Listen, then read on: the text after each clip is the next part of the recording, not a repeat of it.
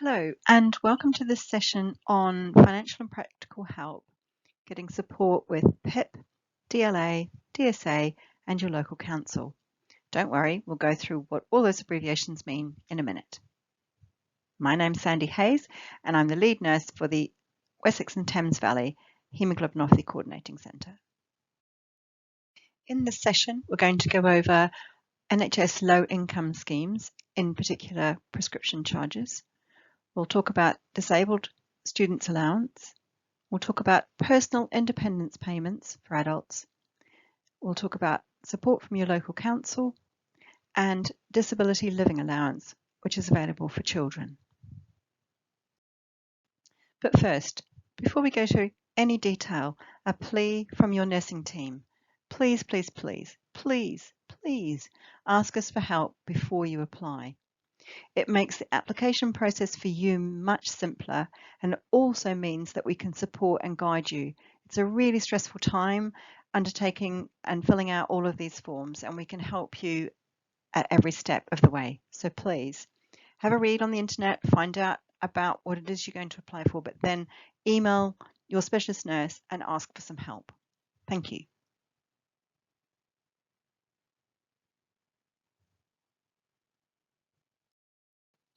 Firstly, we're going to talk about the NHS Low Income Scheme. There's a link on this slide, but if you just Google NHS Help with Costs or Low Income Scheme, you'll come to this web page. There is support for prescription charges, dental costs, eye care, and healthcare travel associated costs, but it is means tested. Prescription charges. You can reduce the cost of prescription charges if you're not eligible for government support. The way to do this is to consider a prescription prepayment certificate. There are three options to choose from. You can choose to get a 3-month certificate or a 12-month certificate. The other issue is that if you're on HRT, they've now changed it so that you only have to pay one cost, and that will save you a huge amount of money in a year. What do these mean? Well, if you get 2 items each month and you get a 12-month PCC, that could save you £120 a year.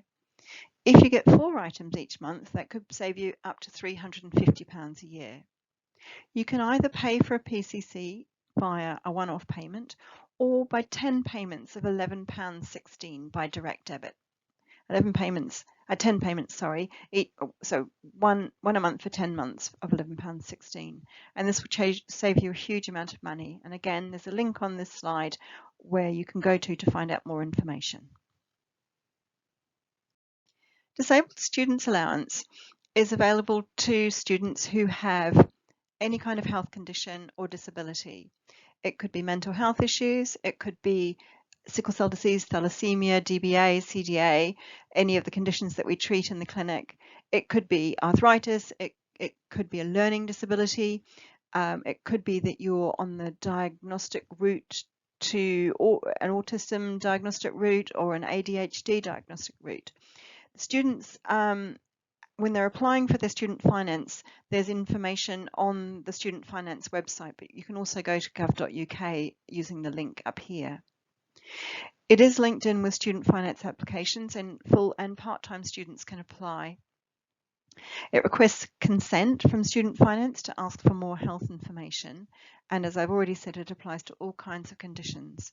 GPs may be most helpful in supporting you fill this in if you have a range of conditions other than just thalassemia, for example.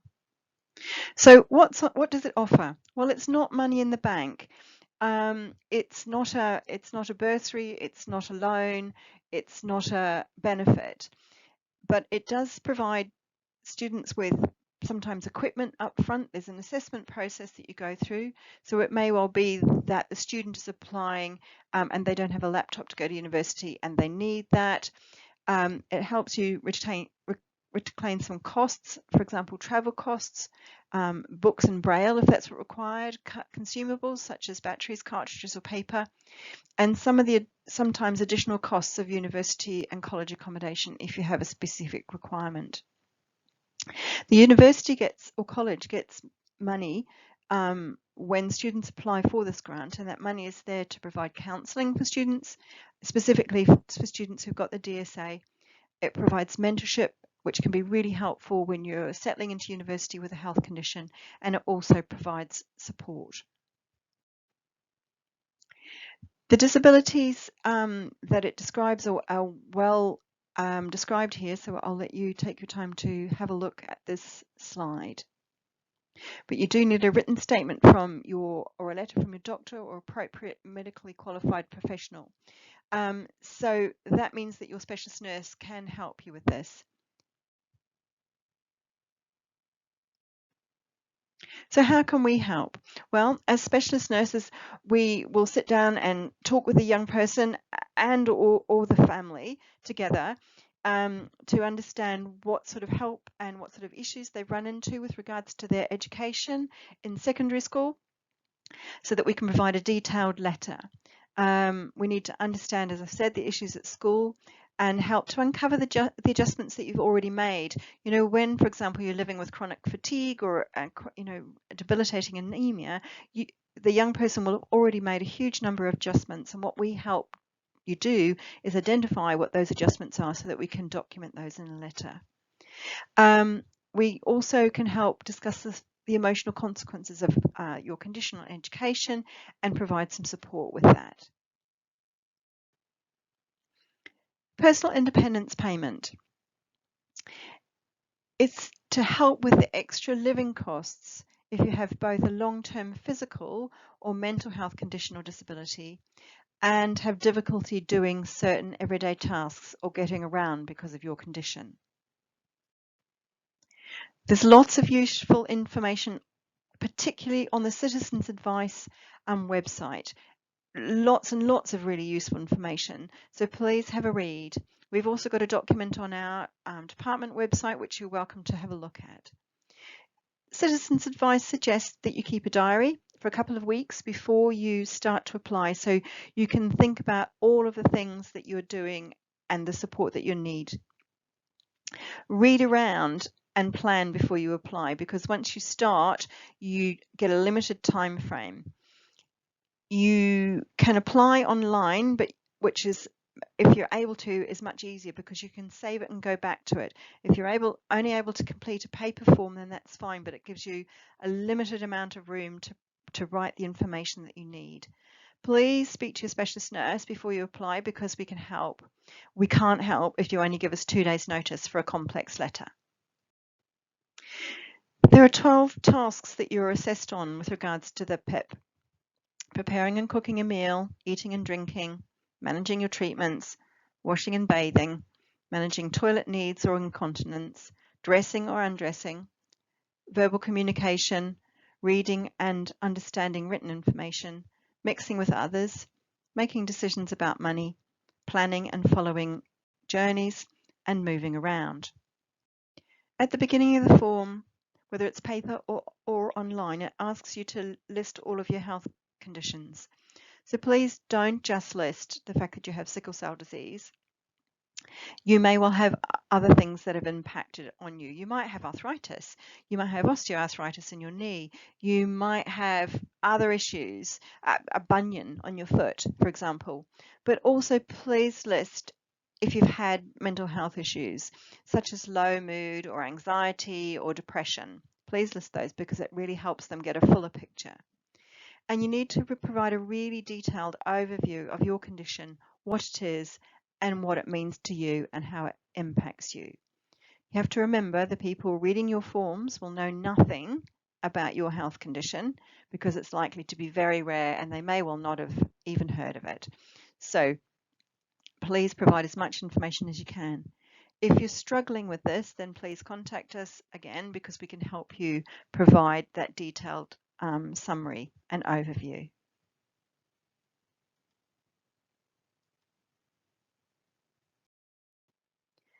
So here are some top tips about filling in the form when you're thinking about the 12 domains that they're asking you about how you manage. First, we're going to talk about sickle cell disease, and then I'm going to talk about thalassemia or transfusion-dependent anemia. So for sickle cell disease, think about dividing your answer for each category into 3. Talk about how you manage when you're well, how you manage when you have manageable pain, so you're taking some pain relief but you're not in full crisis, and how you manage when you're in full crisis. So, for an example, let's take washing and personal care. When you're well, you may well be able to do it independently, but you may need to rest. So you may well gather your things, go to the shower room, and then sit down and clean your teeth before you get in the shower. You may well shower and then rest on a chair after the shower before you get dry and before you get dressed. When you have manageable pain and you're taking painkillers, it might well be that you take much more time to rest in between each stage, or that your family takes your clothes to your bathroom. Or that actually, even when you have manageable pain, your mum helps you wash your hair, or somebody else helps you with parts of that task. Then describe what it's like for you when you're in full crisis, that you can't get to the bathroom, and therefore you either go without having any personal hygiene, or your family or a friend comes in and helps you. So I hope you get to understand what I'm saying is you need to provide a lot of detail. Don't just say that you need help all the time, completely and fully, because actually there are clearly times when you don't. And what we need them to do is build up a picture of how and when you need the help. So for people with thalassemia or transfusion-dependent anemia, again, I think about just dividing your answer into 3 sections. When you're due a transfusion. So in the few days before your transfusion's due, if you're somebody who gets very tired, then please explain that, and explain the levels of fatigue. So it might be, for some patients, again, we'll go with personal hygiene, that they don't wash their hair before they do a transfusion because actually they just don't have the energy and they only shower every other day. Everybody's different. Have a think about what you're like when you're midway between your transfusions, what things you can and can't do, and then have a think about how you are after you've had your transfusion. When you're full of energy, you're able to do everything. Again, if you have another condition like arthritis in your hip or diabetes or whatever, make sure that you list how those things impact you in your answers as well. So it might be that, for example, preparing food, it might be that you talk about your sickle cell disease of when you're well, when you have manageable pain, when you're in full crisis, but actually also with regards to your diabetes, you might want to say that you have to be very careful handling knives. You might want to say that actually when your blood sugars are low before dinner, that actually you need support, or you make briefer meals, those kinds of things. So really provide them with a lot of information.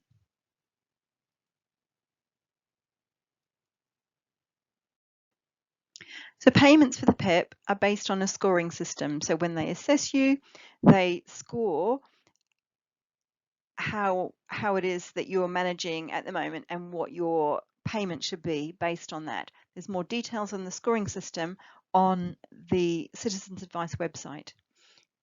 Payments are not based on your current income. You must be under 67 to apply for the first time, and payments are made every 4 weeks. So for the daily living part, which is cooking, cleaning, all of those kinds of things, the weekly lower rate is £68 and the weekly higher rate is £101. For the mobility part, £26 for the lower rate and £71 for the upper rate.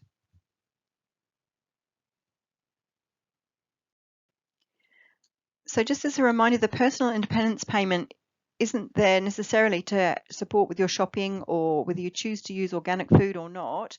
It's designed to allow you to be able to afford to get help when you need it. Some people put it away in a separate account so it's there when you need it.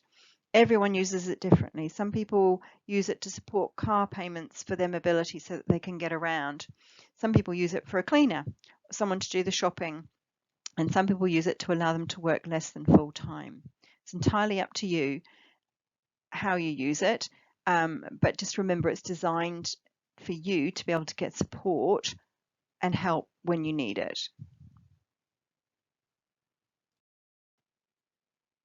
The PIP also opens other doors. If you get the mobility part of the PIP, you might be eligible for a blue badge from your local council, which is organised through your GP. You might get a vehicle tax discount or exemption. For some people, the Motability Scheme vehicle, if you get the higher rate of PIP, you also may be able to get a disabled person's rail card, and you may be able to get discount on council tax and local bus travel. You need to go to your local council site to check which other doors having the PIP opens. Now, one of the things that came up in the patient meeting when I first did this talk was actually feedback from one of the patients who said that actually you're also able to get support from your local council. And this may well mean support whereby you get carers come in once a day or twice a day. You might be able to get assistance with cleaning and those kinds of things. So it's really important that you contact your local adult and social care team at the local council. This is a picture from the Oxford County Council website.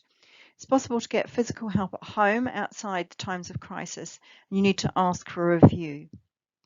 The other question was, how do I find registered carers for when I am recovering from a crisis? And apparently the local council websites also list carer agencies that they have registered. So please have a look on your local council website. The next section we're going to talk about is disability living allowance, and this is for children under the age of 16. And it may help with the extra costs of looking after a child who has, and this is from the site, is under 16 and has difficulties walking or needs as much or more looking after than a child of the same age who does not have a disability. Again, there's lots of really good information on the government website. Please be aware it's a 93-page form, and I really, really suggest you read the form before you start. It's really complicated. It talks about keeping a diary before you start completing the form so you know how long things take, and actually time them, because actually it's really important that you provide as much accurate information as possible. And please get some help, and also help you understand what's being asked, because some of the questions are really complex. I had to stop and think for quite a while about what they were meaning. So again, contact your specialist nurse. They will be very good and able to help support you. The payments for the disability living allowance are here. The weekly rate ranges from £26 to £101 for the care component, and the mobility component again 26 to 71. You might also qualify for carers allowance if you spend at least 35 hours a week caring for a child who gets the middle or highest rate of the DLA. So you need to have qualified for the DLA first and then apply for the carers allowance, is how I understand it. Again, please, please, please ask us for help. All of the things that I've talked about in these slides, we're here to help you. We're not experts by any stretch of the imagination, but actually it's really difficult applying. And if you don't optimize your application, there are chances of it being rejected. So please ask for help, and we can guide and help as much as we can. Thank you very much for listening. I hope this is helpful.